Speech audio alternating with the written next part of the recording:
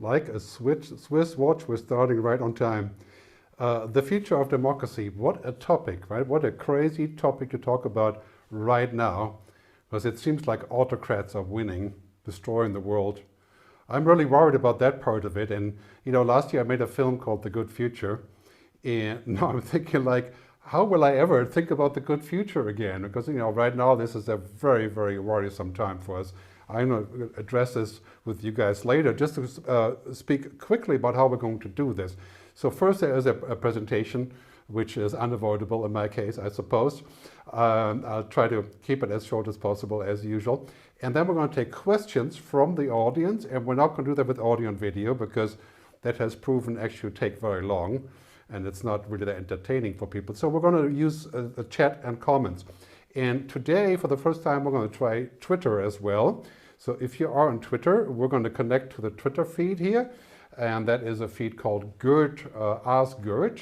You can see it right here. And on this Twitter feed, you can just use the hashtag Ask Gerd and ask any question you want. And I'll see it here, and hopefully we'll get to that as well. Okay, and otherwise, it's on YouTube and LinkedIn. Please make sure you're logged in so we can see who you are when you're asking questions. Very common problem that we can't identify people. Right? So, democracy, broken or not?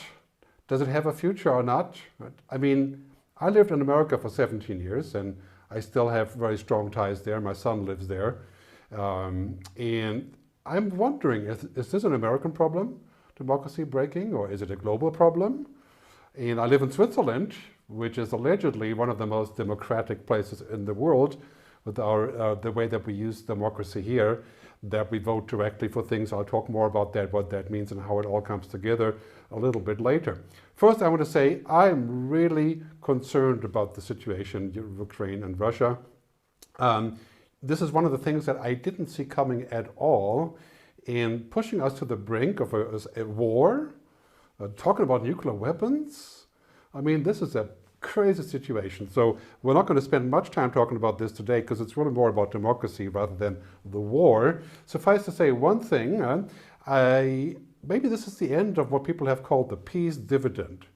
The time that we had after World War II, where everything was becoming peaceful, no big wars, and that we maintained for a long time. Is this the end of that period? There's been a great piece by Ian Bremmer, the Eurasia guy, on YouTube, talking about the Peace Dividend. You should take a look. I think this really makes me think about a different kind of context coming up. Right? So first I want to give some context about what is coming. And when I was researching democracy and freedom, everywhere I was looking, the Statue of Liberty came up. And that reminds me of this, freedom, liberty, democracy, that used to be very strongly associated with America. And that's kind of over now. I mean, now we associate America with partisanship, right? Polarization. It's a very sad moment. Many of you Americans on the stream, we should have a debate about this later, how we can tackle this. But here's a couple of facts about where this is going. The news report here from Freedom House, it says basically that authoritarian rulers is challenging democracy. Countries that suffer democratic declines have outnumbers those that have improved. I'm going to show you a couple of stats so you can actually see them, right? And I'll take myself out here for a second, right? So basically a shifting international balance, less really free countries, partly free about the same, not free increased, right? And the 15-year period until now has seen the number of not free countries reach the highest level. And a lot of people are saying this is a sign of the times, and I wonder where it comes from. And now we have, of course, this autocratic attack, to where we're wondering, is this all going to boil down to a really, really bad future? I don't quite think so, but yeah, it's definitely, it sounds like a huge challenge. Again, looking at the map here, Freedom in the World Index, also from Freedom House in Axios here, a couple of key bullets, right? Turkey, and Venezuela, and of course Saudi Arabia, and even India have been considered countries where freedom is declining. And this is a really important trend as we see around the world. What exactly does it mean? And where is it coming from? And how can we stem the tide of allegedly democracy declining. Even more stats on this here, also from Freedom House, a decline across the board. I'm going to publish the slide later as a PDF so you can download it. Just go to futuristgerd.com to see that. But, we have in Europe, down here, if you're looking at the circle here, relatively little decline of freedom and democracy.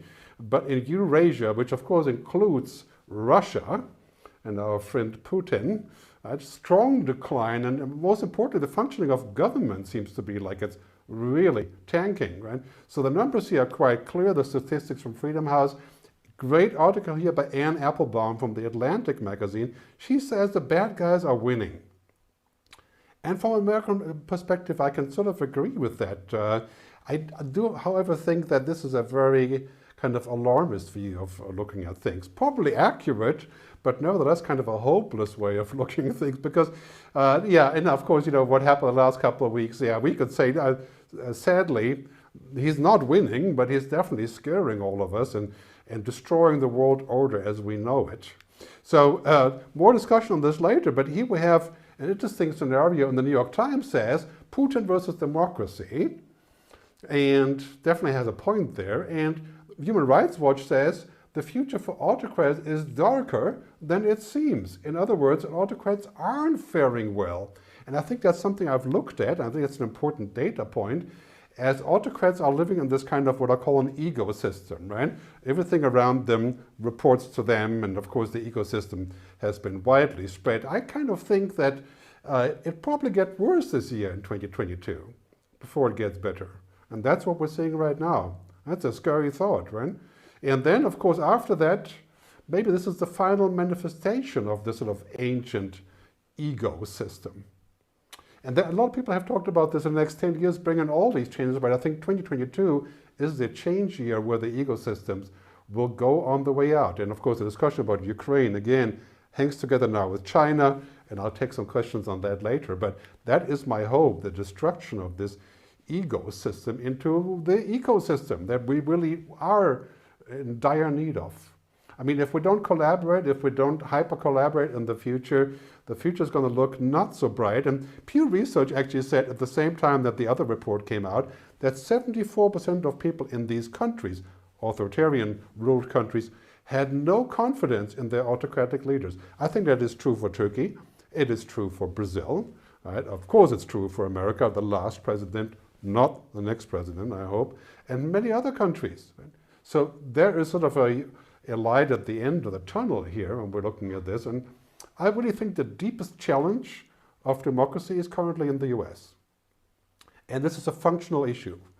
And I think it's been cooking for a long time, but now it's really heating up. And a lot of worries have come from that as well, and a huge debate about what can be done. Just a couple of quotes here from something I read just 2 days ago from the FT, The Strange Death of American Democracy by Martin Wolf, a brilliant analyst. Look at these numbers, right? This is US research showing that 56% of Americans think that democracy is under attack, 37% feel it's being tested.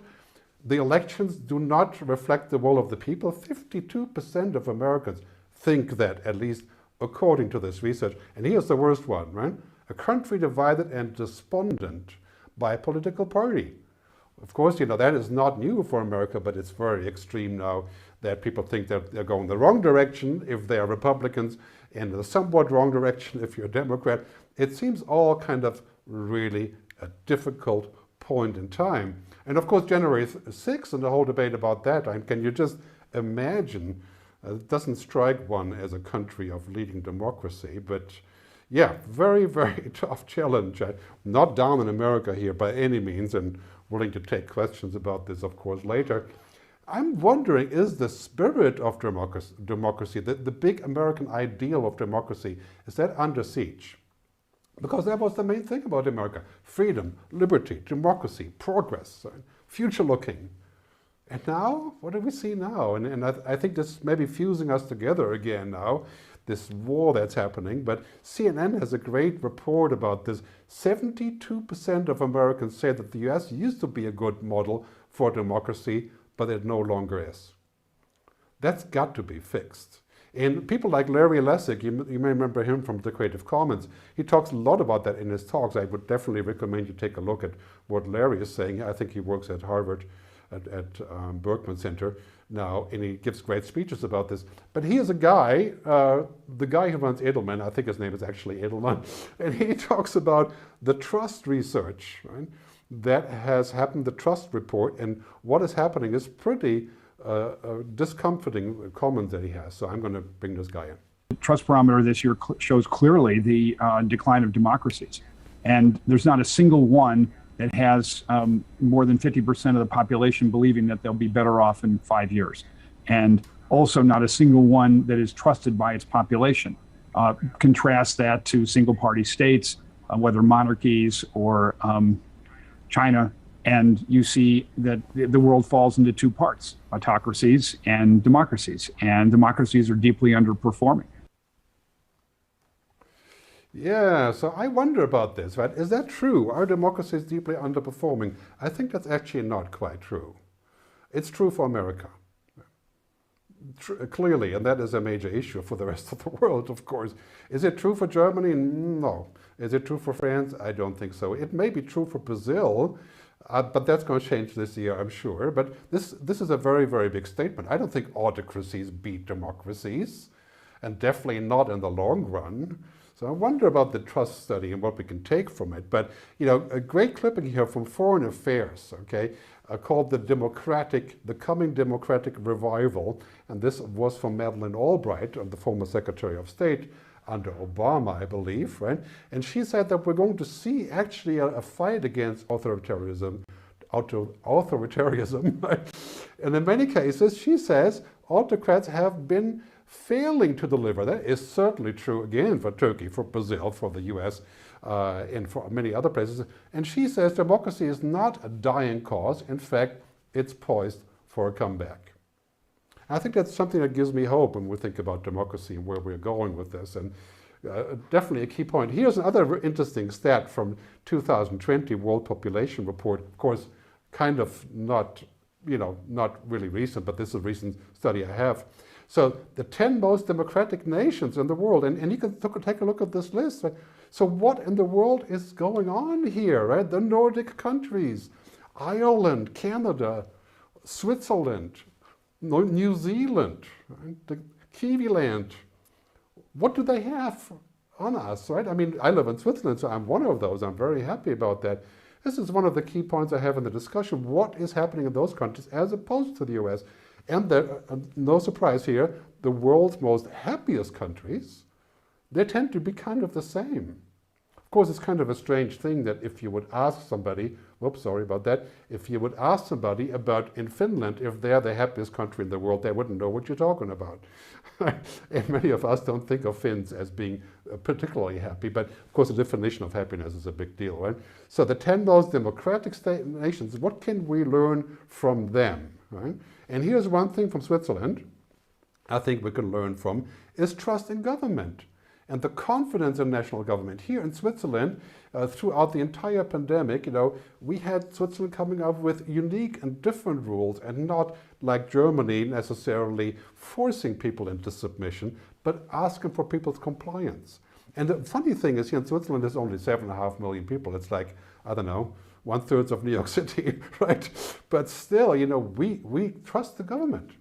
I think this is one of the key issues about democracy, trusting government and trusting public officials. Like here in Switzerland, we don't have a prime minister, right? We have 7 people who lead the state, right? And we have a president that's kind of like the official face of Switzerland. And of course, yes, we're a rich country, and I was born in Germany, so I do know the difference, right? But very important, as Madeleine Albright again said, democracy is both fragile and resilient. I think we should not give up too quickly on democracy and what it can do if it's applied the right way.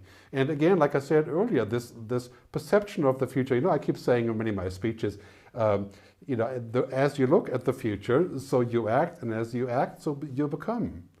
We should look at the future as being hopeful, right? Because this is also the important thing, as I said earlier, trust, right?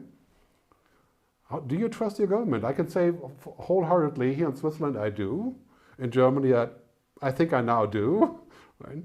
And what's happening with democracy? I think we need a certain amount of trust in government for that to actually come through. Great example here in Switzerland, the Abstimmung, the voting that we do. Every 3 months here, a big letter, almost a parcel arrives in our mailbox, and we vote on everything from the size of a bratwurst to the nuclear disarmament program and banking laws and everything, right? And everybody does it. And how much time does it take? Well, every 3 or 4 months, yeah, 2 or 3 hours. That's basic democracy. And that works well here, but of course it's also tedious and slow and repetitious and rolling back things that were decided before. Jeff Sparrow said the other day, democracy isn't an institution, it's a practice, and it becomes stronger through use. We have to remind ourselves of this. We have to practice democracy. We have to put time and work into democracy. And I think this is one of the key issues as why we're seeing this deflating sense and hopelessness that we can't achieve anything, because we're not putting the time in. And that brings me to my favorite topic, the role of social media and technology. And just to say before I dive into this, I don't think that technology is to blame for all the demise of democracy and all the issues that we're having, but social media certainly is a very, very big factor. As we're looking into this future, starting with Facebook and other social media companies, we are seeing essentially the analysis by Samir Saran from ORF Foundation. He says basically democracies face a new adversary, technology. The very technology sometimes undermines the functionality of democracy. That's certainly been an accomplishment by Facebook, because that's the public sphere, right? A company of 3 billion. And what happens there, right? 30%, 40% actually of people around the world get their news from Facebook. But of course it isn't news, right? It is an algorithm. And this is what happens there, right? Regurgitating information. I think this is a great recipe for the demise of democracy if we're just going to have algorithmic media. And this is why I think it's so ridiculous, for example, in the UK that the BBC is supposed to be unfunded in a few years. What a crazy concept. We need the opposite of that, right? We need more humans in here, right? This kind of idea of algorithmic media that primarily Facebook and other social media stands for, that isn't working because life isn't algorithmic. And there's no such thing as an algorithmic truth. I mean, we're humans, right? We're not just data engines. So to really get into this algorithmic truth, we need a bit more than this, what I call the sofalarity, hanging back and consuming technology and letting AI make the decisions. That's not going to work.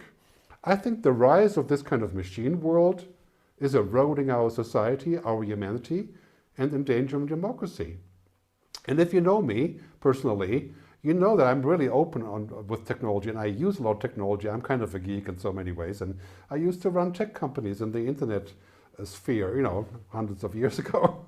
But, we need to find a balance. And I think part of that balance has caused us, because we've lost the balance, to lose track of what democracy is and what it means, right? Take fake news.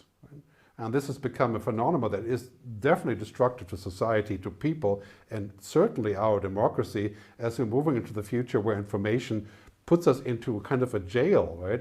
And also where all information is intermediated, right? So we're using bots for everything now, and where we're basically wearing blindness that technology is putting on us. This is a bad idea.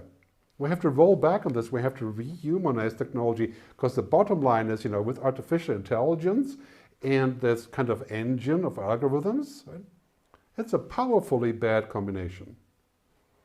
And it makes a lot of money. So it's powerfully bad, it makes lots of money, but it destroys us. Yeah, you've heard that before from other industries, like the oil and gas industry.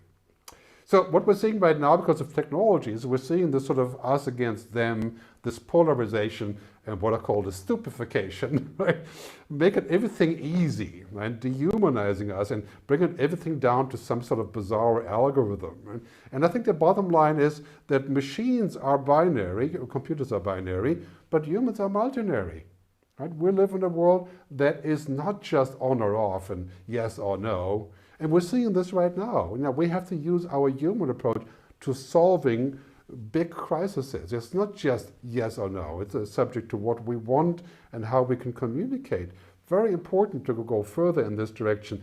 And also what I call simulation and addiction and fake worlding, living in a world where we're essentially constructing a world like the metaverse, which I talked about 2 sessions ago. Right? The idea of escaping. The world sucks and is so bad, so I'm going to escape into virtuality because there I can be whatever I want to be. Right? I mean, what a stupid concept. Right? I mean, and this is what Zuckerberg and other metaverse owners want us to buy into, that kind of feudalism concept. Right? So, I mean, it's clear too much of a good thing, technology, can be a very bad thing. And we've gotten the ticket now. We should use technology to support democracy, not to destroy it, not to create an algorithm that gives us false information and disinformation. Right? And this is, of course, the biggest problem, right? Disinformation and bad news and bad information moves 5 or 6 times as quickly as good information. That is just not good. And there's been a great book that I dove into, it just came out a couple of days ago, Richard L. Hazen, called Cheap Speech, right? And he argues that social media is giving us a way to speak cheaply and to blow our opinions all over the place, but being primarily destructive in the process, right? And this is something we have to attack, and we have to really change social media. And a great article on Vox the other day, it's hard to be a moral person, and technology is making it harder. To which I would add, it's hard to be democratic and put energy into this. Technology is probably making that harder. And I think we could really change that, right? On top of that, we have the inequality question, which I think is the deep-seated factor that people are pissed off about democracy, because it hasn't done them any good. And it's very true, I think, for the US, for the UK, for Brazil, and in some cases, people would argue India and other countries of that layer. Looking at this information here, right? The world citizen under different regimes, right? People living in what's called electoral autocracies, right? Which means that there's an elected leader, but he's really an autocrat. That has grown vastly. Right? And that is a huge issue, because really what's happening here is this kind of distortion of what democracy could look like. And they're hanging together, if you're looking at the other slide here, at the share of income. 2019 here, that's the blue box here, right? And the stars. US, UK, France, and Germany have exploded in top-level income, especially the US. And that's, of course, really frustrating for people who are not. I could show you the other part of the equation, which means a lot of people are making less money than before, especially in the pandemic, right? Are you seeing a connection here too, right? I hope so. I think there's a deep connection between that and the sort of dinosaur behavior that we have in our economy. William Halala, who is also, I think, going to chime in later with a comment, a great writer and futurist from the Millennium Project and the World Future Society. He wrote a great article just a couple of days ago in Fortune magazine, right? And he says that basically what's happening in 2020 in the pandemic, and this is a fact I've known before, billionaires gained $1 trillion, and largely it was Jeff Bezos and Elon Musk, right? And there were what they gained was bigger than the GDP of 139 countries. Right? In the last couple of decades, business has moved roughly $50 trillion from the working class to the top 1%. That can't be a workable future scenario, right? If we want people to step up and act democratically. So, to cap it all off, some ideas for action, and I realize I'm very, very early in this conversation about action. Clearly, I'm not going to solve the problems of democracy in a webcast here, but first, this is the first real solution to me. There's too much framing and bullshit by clueless algorithms, telling us what we are, where we can go, what it all means, right? We can certainly do that ourselves. Imagine if your entire life was like a Google map, and you would just let it run things, right? This is where we're going to get to. This will definitely not be democracy if we go this direction. So we have to bring the human back in media, in search, right? In official media, in public media, right? In everything, we should bring the human back, of course, without necessarily making it less efficient. But sometimes we have to say, well, humans are just less efficient, right? We have to rehumanize. We have to push this button a little bit more often and put the money in there as well, right? We can't always just say it's about efficiency and optimization, the cloud and technology, right? That's dehumanizing. Put in the human back. That would be a very good start. And new regulation. For example, limiting political micro-targeting, as we've seen on Facebook and other social media, using essentially intrusive data for political ads. I think that is suicidal. That should not be allowed. And I think social media companies need to think about what all of that means. Thankfully, we do have the European Commission, which I really like in the work that they're doing. Yes, I know it's not perfect. It's a tough job. But this is Margrethe Vestager, who's a vice president at the European Commission. Check out what she has to say about artificial intelligence and where that's going. We share the same ambition to create a sound and future-proof legal framework for trustworthy artificial intelligence in Europe, so that people can benefit from AI-driven products and services that are safe and that respect European fundamental rights and values. Yeah, respecting European fundamental rights, right? That's which her colleague, Mrs. von der Leyen, she says, we should not have those decisions made in Silicon Valley without any human supervision just because they can, right? I think that's an obvious scenario that we have to look at and fix as to how much sovereignty we really have on this, right?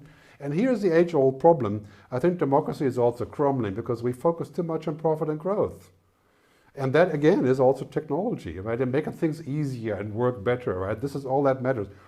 Jobs and growth and profit and more stock market. As we've seen in Facebook, of course, their stock is down. Thankfully, sell as soon as you can, right? A new paradigm that I think needs to come in. People, planet, purpose, and prosperity. This is the paradigm of my work, riffing off Elkington's people, planet, profit paradigm. And I think this is going to become the main paradigm when we look at the future. And also the paradigm of investing in democracy again. I mean, if you want to put this in there, people, planet, purpose, prosperity, democracy, right? That doesn't rhyme with a peace, but I think that would be a good choice to have.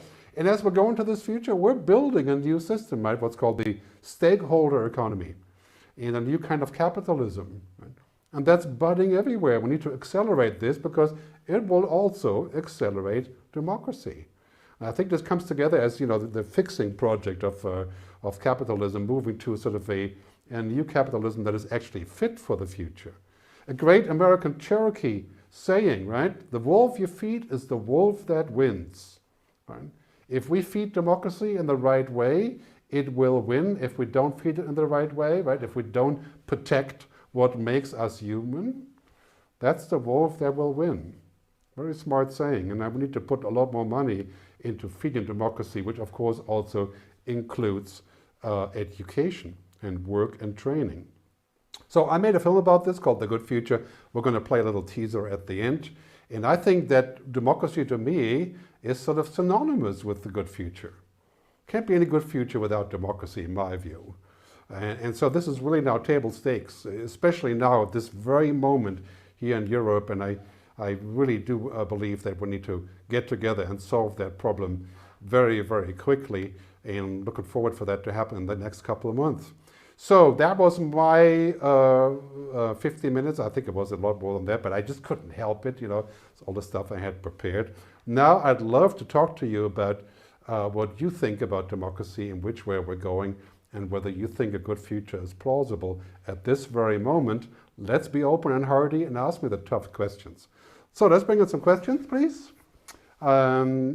If you haven't asked questions, you can do that on Twitter.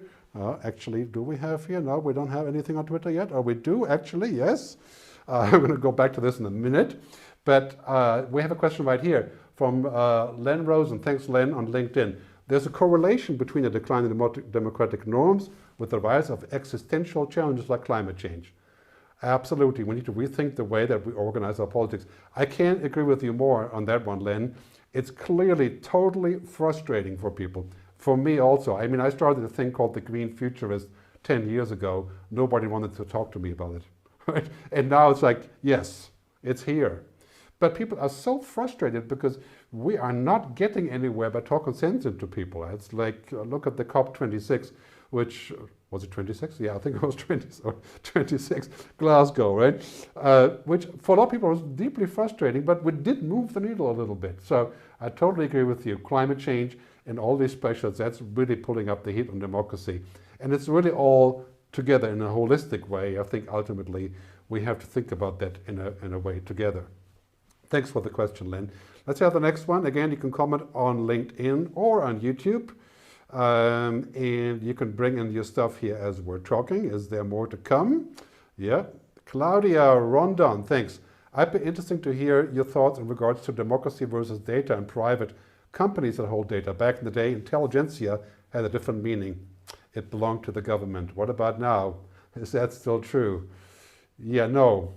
I think we have a huge problem here with data in that we've basically focused on making it work. So whatever works in technology is deemed okay. And now it turns out it's actually really working a lot better than we ever thought. And for example, the thing about Facebook is not that it's criminal, but it's, and it's doing bad things, which it does, but the problem is that it's using what it set out to do and actually achieving it. This is the bad thing about Facebook, right? Is that it goes out to use all the data, and now it has a better engine than the NSA. In fact, working with the NSA, as we know years ago from Snowden's revelations on this, we have to fix this issue, and data protection is going to be huge. Imagine when my DNA goes in the cloud, which it has to solve cancer and other diseases that are based on genomic engineering, right? And imagine when we're all hyper-connected in the cloud. In 10 years, 9 billion people working remotely, working in virtuality. So data and data protection is absolutely crucial, and so is the privacy that comes with it. Absolutely, and I can't agree with you more on this one. Also a reason why the faith in democracy has dwindled, because we all kind of feel like, oh, we can't do anything about it. It's like, you know, do you have an alternative to using Google? No, it doesn't exist. Well, DuckDuckGo or U.com, which I recently discovered, coming into fruition now. But do we have an alternative for Facebook? I stopped using Facebook. I lost 25% of my traffic on my websites. And so that is definitely a very bad sign. And I think we need to also tackle this. It all flows together into a giant dystopia generator. And if you're talking to millennials and kids between, say, 15 and 35, right? You're hearing a lot of despondency. The future is not going to be good, especially now, of course, right? And I don't agree. And why can't we push that issue forward of designing the future that we want and being more proactive, having more faith in humanity? I know, tough time to talk about faith in humanity, right? But we're not talking just about one humans or, the proportion of badness there. Anyway, Claudia, thanks for the question. And let's move on to the next one. We do have some tweets here as well. I want to show you. Jock Coates, it may be inherent in the structure of large nation states. Do we still need concentrated intermediation between people in a hyperkinetic world? Make them easily captured? That's a very good question. I tend to think that nation states, even large ones, are morphing into more group states. This is my theory of the United States of Europe, which I think is happening right in front of us, especially now in this war. We're pulling together, and of course NATO is pulling together, but we have to see what comes out of it. But I think nation states are not really a great ticket for the future. I believe in group states like Europe and like African states, and that's already all in flow. In 10 years, I think we'll have a United States of Europe, and it's pretty clear that is going to be on our agenda, even though it's hard to imagine. Let's go over to Twitter here for a second, okay? Just to take a look here. Will Scholl, listening to, well, that's not a question. Thanks for the kind comment, but I just want to show that my great Twitter feed is actually working. So let's go another live question from here. While we're fishing this out, in the meantime, of course, Jack, no, we don't want Jack again. Jack was already there, thank you. Let's bring in somebody else. Okay, let's see, is William Halal here? We would love to have him in here. Chris Perry, thanks for your kind comments, Chris, on YouTube, by the way. I appreciate you being here. Kindness has risen its head during the pandemic. Also, many people and companies are expressing kindness. Well, is there still hope? Of course. I believe that humans aren't evil by nature. Winston Churchill once said about Americans, you can always trust Americans to do the right thing after they tried everything else. And I think that's very true for humans. You can trust us to do the right thing, but we take a lot of different attempts and circumvent, going there quickly. And I think we're learning what that means right now. I believe that people are kind in principle. Read the book Humankind by Rutger Bregman to learn more about this. And the view of humans being evil and everybody like having a potential Putin in himself is dystopian. And I think we have to deal with unkind people. That is the reality of our lives. And we can't ignore that. So my view is that I think, who said it? Antony Grumsky, the great researcher and writer, he said basically we have to have a skepticism of the mind and optimism of the heart when we look at the future and at humans. We have to be skeptical about things, but we should be an optimist at heart. I think that is really the solution to understanding why there is hope. And I believe this year will be actually turning out very hopeful towards the end of the year, when we can finally turn around this bizarre situation that is a total sort of trigger point in so many ways. And I wish you all well in stomaching this whole process until that is done. Let's have another question. Okay, and William, are you there? If William Halal is here, yes, there. Okay, so yeah, please bring on the next comment by William Halal. And check out this article again on Fortune magazine, okay? Bureaucracy, yeah, huge problem for entrepreneurship and government markets. And the second one is gridlock. Okay, I totally get it, and I'm with you on this one. I don't feel the gridlock is quite the same in Europe. And I think the gridlock can be avoided if we are a little bit more open to looking at the world and coming up with solutions that encompass all of us. And fortunately, I do see some very positive development, for example, in Germany, where we had a bit of that gridlock. And also here in Switzerland, where we had a lot of anti-vaccine people gridlocking with the government. But it can be resolved with conversation, right? With paying attention to each other. And I think that's a sort of European skill, as we we have been sort of developing this humanist view of the future, and of course our social capitalism. It all goes hand in hand. Why are the Nordic countries the happiest and the most achieved in democracy? Well, I think because they've solved these issues, or not solved, but tackled them better, right? And interesting, I would love to hear somebody from the Nordics, if somebody is there to comment on whether that is actually true or not. So, and in the meantime, I want to tell you quickly about my book. Of course, we're going to have a little thing at the end where we're giving away the coupon for a free ebook for Technology versus Humanity. The book is 5 years old, but it talks very much about democracy. So please hang on until the end to get the coupon. Let's bring the question back in here from Robert. So we're now canceling the Russians. Should we cancel and freeze all sociopathic governments and demand citizen assemblies to have a seat on the table? I think that's a very difficult question. We are sanctioning and canceling doing business with extreme parties like we should have and we did do with Nazi World War II. And that is a long story, going back to, beyond the time that most of us can remember. Right? But basically, this is the right thing to do. It's exerting huge pressure. I think the solution for the conflict, potentially, in my view, may lie with China. And Xi Jinping is under a lot of pressure to address this now, and I see a ticket for him forming there. And yeah, it's really discouraging and disconcerting to see that it had to get to that point to actually unlock the energy around what is happening about this society that we are facing, that we always knew was there. Right?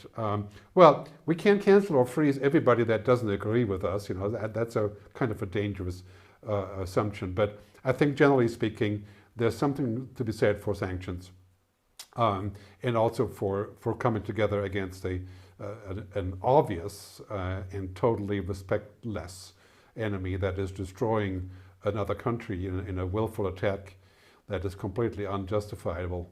So that is really my answer on this question. Let's move to another one and see if we have other interesting questions and which way we're going to address that future here. So Laurent Marbacher, how would you assess the behaviors and politics of democracies around COVID? How has this affected trust? Well, there can't be a black or white answer on this. I think here in Switzerland it has. The COVID response was measured and was carefully tuned with everybody. People trusted the government. In Germany, it was kind of a tug of war between the states and politicians. And yeah, of course, you could say the performance there was kind of okay, right? but not amazing. The losers really are the autocrats, because their response was just detrimental. Again, Brazil, right? Turkey, Hungary, and of course the US until the other government took over. And even then, right? So, and we can clearly see that, of course, you can say autocrats are quicker in responding. That doesn't mean we should all have an autocratic government, right?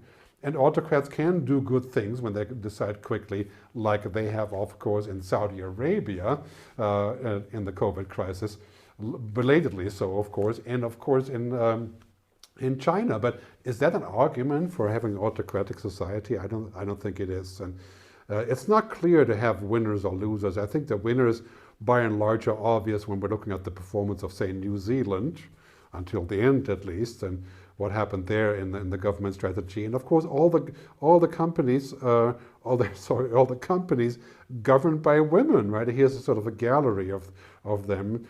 I really think that the future is female and diverse and young, and I'm just waiting for a female to take over in the US.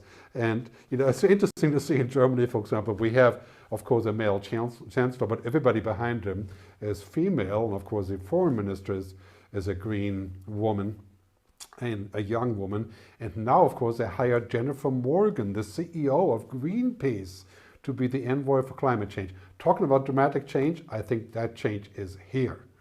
Right? And it's being aggregated through everything that's happening. So thanks for the question, Lo. Obviously a topic I could speak about for a long time. Do we have more questions? I think we're winding up towards the 45 minutes, right? Stefan Inai, do you see nationally transcending state boundaries? You know, that's a good question. Like I said earlier, I think in Europe it's going to be important that we keep states, just like we have states in the US, but you know, there are kind of boundaries, but not boundaries of that nature. And I think the model of Switzerland and also the US put together could be sort of an interesting model for the future, where we have boundaries, we have languages, we have culture. We don't want to do away with all of those, but otherwise we're collaborating on defense, on security, on social security, on work, on education, on science. Right?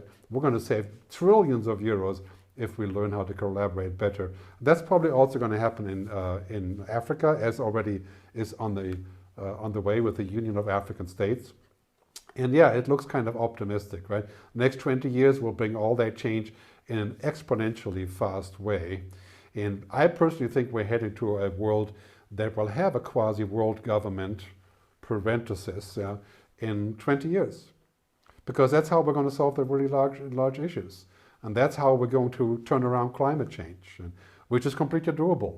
We just have to energize and collect our resources. Great book to read again is Kim Stanley Robinson, The Ministry for the Future, where he talks about the carbon coin, which is a global undertaking, of course, on financing the change to renewable energy and enforcing it as well. Very, very powerful book to read. He also talks a little bit about boundaries. Interestingly enough, his book takes place right down the street where I live, in a place called the Hochstrasse here in Zurich. So I feel kind of like I am, you know, already a neighbor of the Ministry for the Future. So check out his book and read some more about this. Huh? So let's have another question or two, and then we're going to wind down. And do we have more stuff on Twitter? Yes, we do. Well, Will is pointing a question. We're going to take this one first. So, LinkedIn user.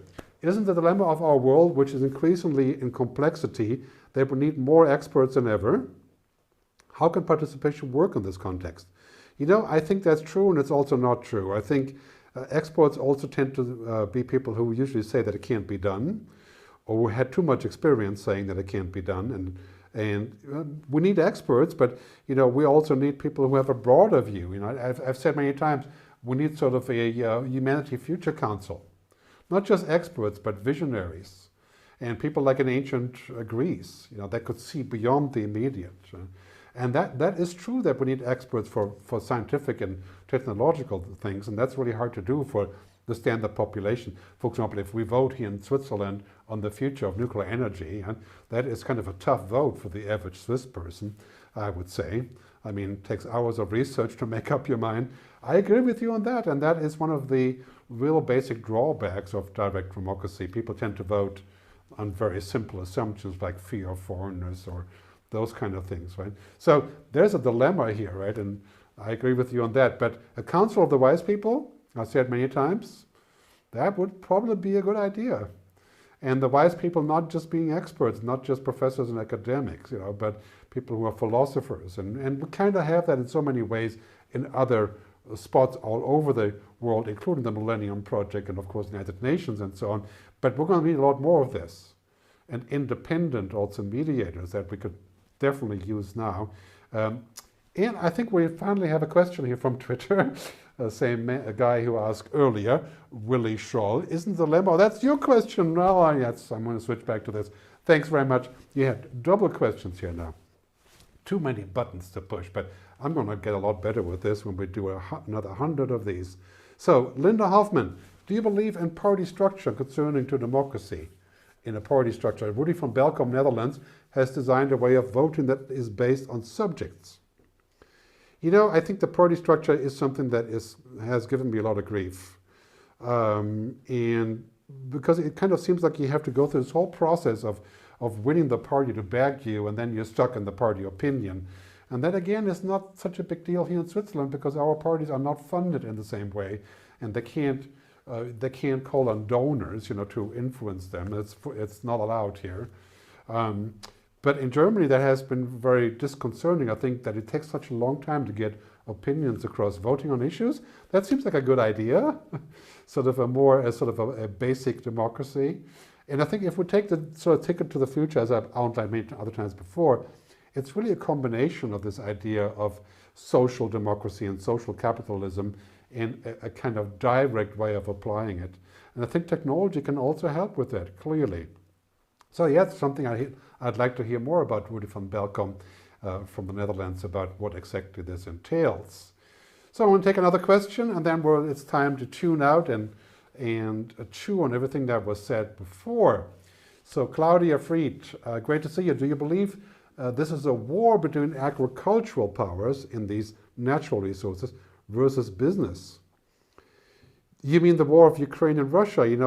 I think that has been a long time in the making. And I really believe, of course, that the danger of Putin is just now coming to full fruition and forefront of our mind. On the other hand, we've had not such a totally clever strategy, I think, as far as NATO expansion is concerned. And there are many, many, many different issues why this is cooked up and balled up like this. It's really a war of the mindset. And the world order is impacted.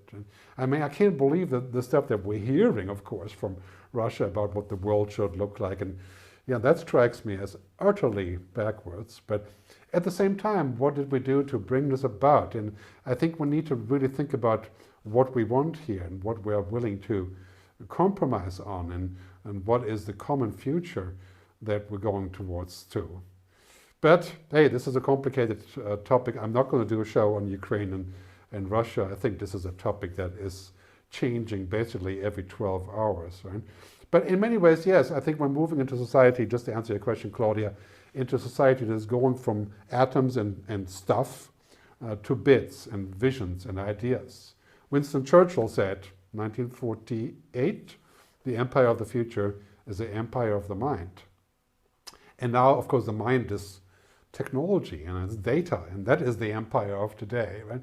Now, what I would like to see is an empire of humanity, right?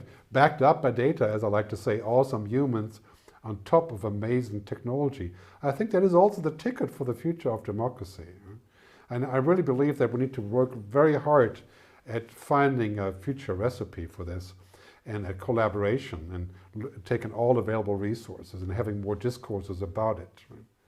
And so I want to thank you very much for being part of this. I know it's been a long discussion. Lots of information has been shared. And the next GerdTalks will be roughly in 2 weeks. I'm trying to figure out the schedule on the future of food, agriculture, and eating, and basically technology's impact on our future there. Now we're going to show you the code for the free book, Technology versus Humanity. You can zip it here with your iPhone. I think it's limited to 50, the first 50, and you can download the ebook pretty much anywhere around the world. And you're welcome, of course, to buy the ebook regardless, and even buy the printed book and the podcast version of it. which is now available, of course, at Audible and many other places. So I'd like you to consider subscribing to my newsletter, Gerd.digital. Okay, that is basically join another 5,000 people who are getting my email roughly every 3 to 4 weeks with the latest links and stuff that I cook up. Don't forget about my film, The Good Future, thegoodfuturefilm.com. I know it seems like an antidote right now when we talk about, the present doesn't seem very good, but have hope. The future tends to be better than we think, right? Thegoodfuturefilm.com. Thanks very much for tuning in. It's been a great pleasure. Thanks for your comments. If you have any more questions, just send them to me. Don't forget, go to GerdTalks.com. That is where you're going to find out. That's my new microsite showing the next show and also resources to the current show, including my slides and the video and everything else. So thanks very much. We're going to play a short trailer from the film, The Good Future. Thanks for tuning in, and live long and prosper and keep up the hope.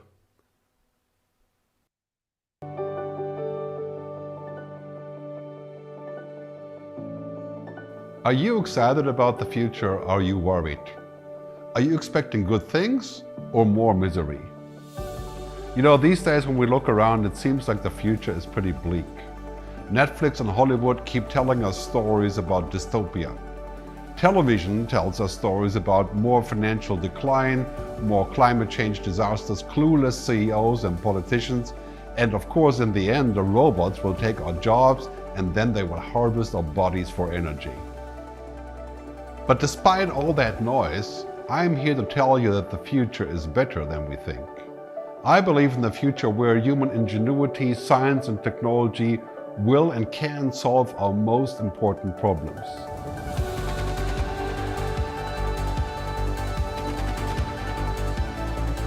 I believe in a future where human kindness and our ability to collaborate will win. But we're running out of time because the future is arriving faster than we think. In fact, the future is already here, we just haven't noticed. Science fiction is becoming science fact, and we are at a fork in the road. The next 10 years is going to bring more change than the previous 100 years. We must make the right decisions now if we want a good future.